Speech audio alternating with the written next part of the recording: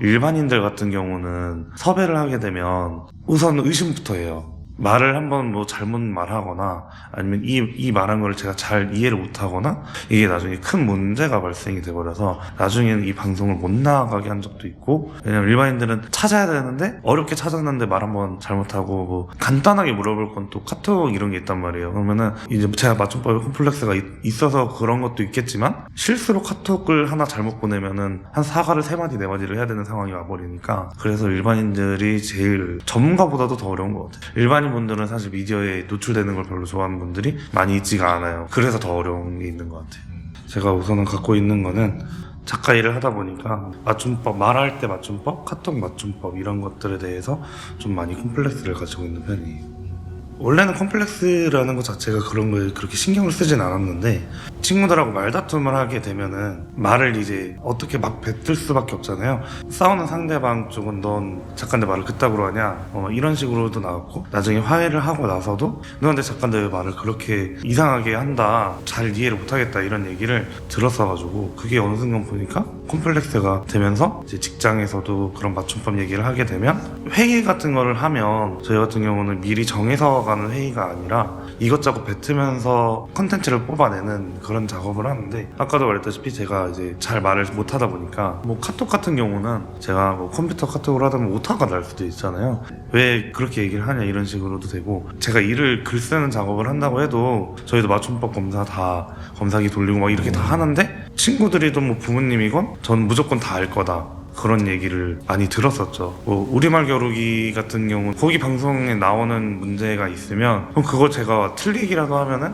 너는 잠깐 저것도 모르냐 약간 이런 식으로 얘기를 많이 듣곤 했죠.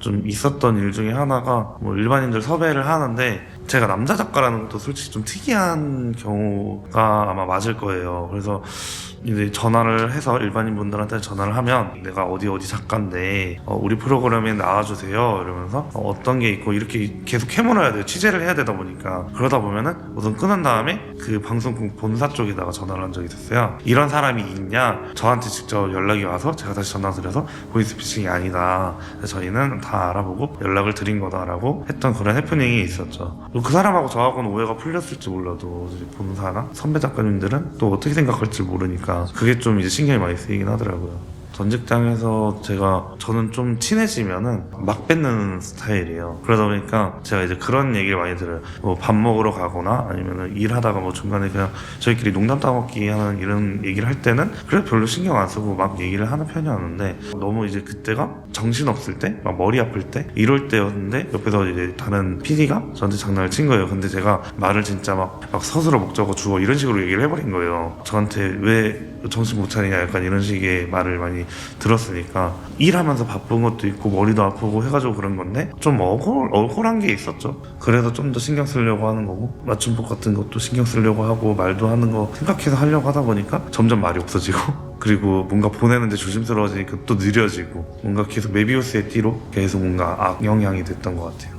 인식하기 전에는 그래도 먼저 다가가고 소심한 거는 적었던 것 같아요. 저는 그냥 누구든지 그냥 술 한잔 먹고 친해지고 엄청 활발했어요. 그리고 그 영상 찍으러 가면은 거기 사장님하고도 제가 직접 가가지고 이거 한 번만 더 해주세요, 이거 한 번만 더 해주세요 이렇게 하면서 막 활발해지고, 이렇게 해서 친해진 사람들끼리 술을 마시면서 막 그때 재밌게 해줬다 뭐 해줬다 이렇게도 하고 엄청 활발했었는데, 지금도 그렇게 편하게 노는 건 맞아요. 노는 건 맞는데 그러다가 너 말 못한다 약간 이런 식의 얘기를 들으면 그 순간 저는 이제 입을 닫아버리죠. 그 차이가 있는 것 같아요. 예전 같았으면은 야 너 말 못하잖아 그럼 너도 말 못하잖아 약간 이런 식으로 하면 되는데, 지금은 너 말 못하잖아 그러면 뭔 소리야 나 그러지 않아 이러면서 갑자기 말 안 하고 좀 줄여놓죠. 솔직히 운명가 같은 느낌을 원해요. 내가 주장을 했을 때 이 사람들이 좀 귀 기울일 수 있고, 관심이 없다가도 귀 기울일 수 있고 흥미를 가질 수 있게 만들고 싶다. 말을 못하더라도 뭔가 좀 흥미로운 주제를 던지는 그런 운명가, 그런 게 좀 되고 싶어요. 제가 좀 생각 별로 없고 편하게 그냥 나 혼자 살고 싶은 대로 살자인데 이것저것 다 조심스러워지고, 그러다 보니까 그냥 조심스러운 게 귀차니즘으로 가는 경우가 생기더라고요. 그래서 좀 무거운 거를 좀 버려야겠다라는 생각이 좀 많이 들긴 해요. 가볍게 재밌게 여러 사람들과 어디든 놀러 가든가 그래야 저도 제가 마음이 편해지고 편하게 말을 하면서 그런 과정을 계속해서 거쳐가야 되지 않을까라는 생각을 좀 합니다. 많이 들어본 것 것 같아요. 저에 대해서 자각은 하고 있었는데 그냥 그런가 보자 뭐 하고서 내팽개쳤던 부분을 다시 한번 생각을 하게 된 것 같아요, 제대로. 그래서 내가 이걸로 어떻게 살아올 거고 대처할 거고를 좀 더 구체적으로 좀 구분을 짓고 생각을 할 수 있었던 것 같아요.